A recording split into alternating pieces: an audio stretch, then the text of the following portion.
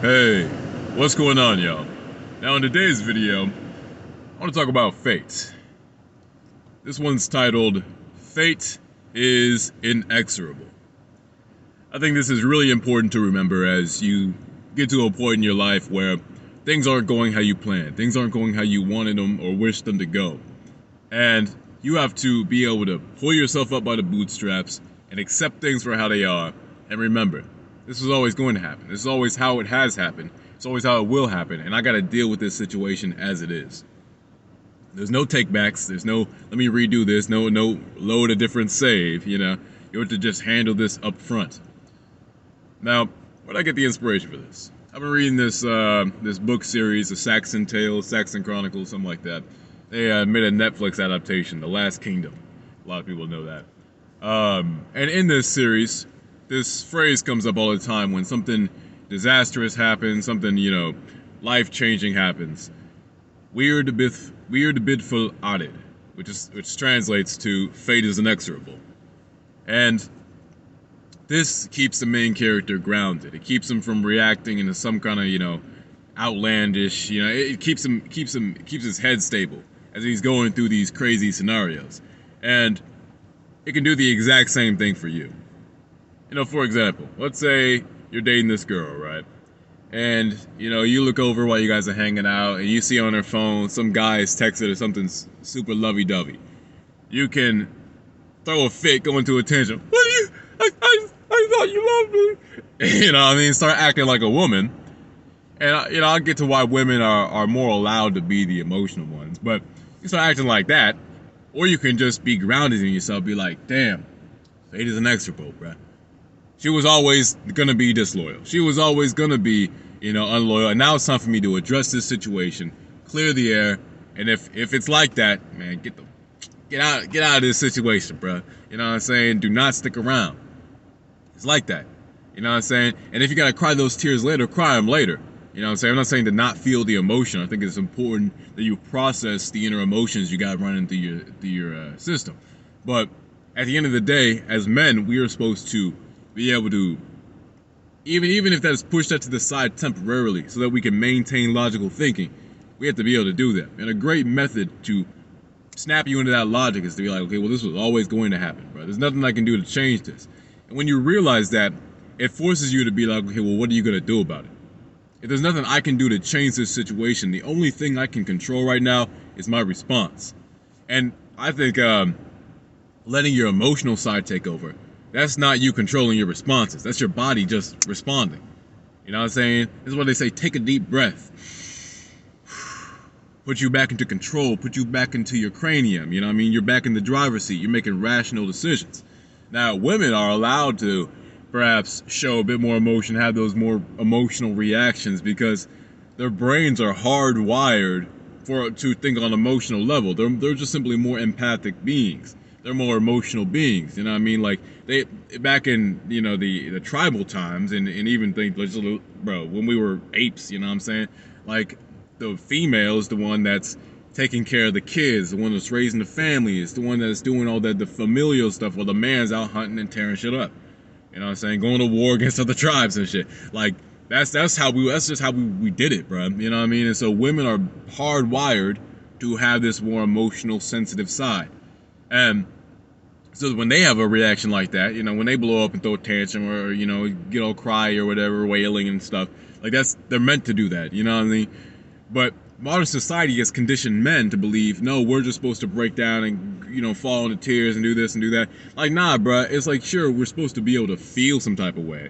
But at the end of the day, we're hardwired to be, savage, bruh. I'm sorry, but men are hardwired to be, just cold. Like, we don't need to be all emotional, feely. It's just that we've been conditioned by modern society to feel that way, to feel like that's acceptable, or to feel like that's, a correct way of responding to situations.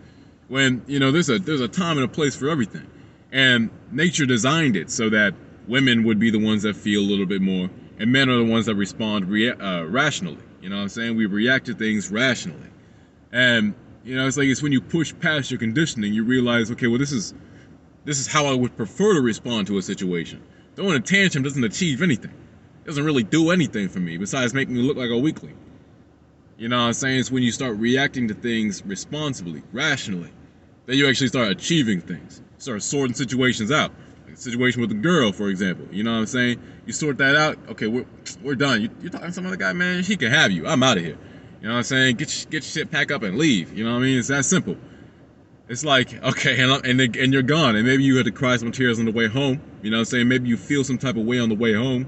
Because obviously this situation is going to hurt you. And when you're hurt, you got to express that one way or another.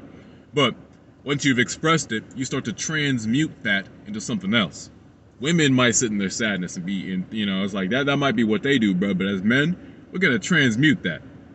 We got to turn that sadness into a workout. Turn that sadness into aggression when you're going on a run, you know what I'm saying? Turn that sadness into a beautiful a song or a beautiful painting. Whatever it's going to be, man, transmute it. Don't let it sit and stay stationary. Because, you know, I say this all the time, bro. What stagnates rots. What rots decomposes. You know, your soul starts to decompose when you stay in this emotional state. You got to be able to transmute that and put that into something active. So, in essence, remembering that fate is inexorable, that fate is something that you cannot change, will help you to engage a situation actively and rationally, as opposed to stagnating and being in your emotions and you know, allowing yourself to be overcome by your inner desires, which your inner desire in that case would be to just throw a fit. You know what I'm saying? Like, you shouldn't let that rule you. You should be ruling your system. Again, and to do that, sometimes it's helpful to just remember, I can't change this situation. I can't change what's happened. And in case you are Christian or atheist and you don't even believe in fate, let me illustrate fate like this. You know, especially if you're a Christian, you know, it's like God has written this story from the beginning to the end. I forget what verse it is, but man, yeah, God's written the story already, bro.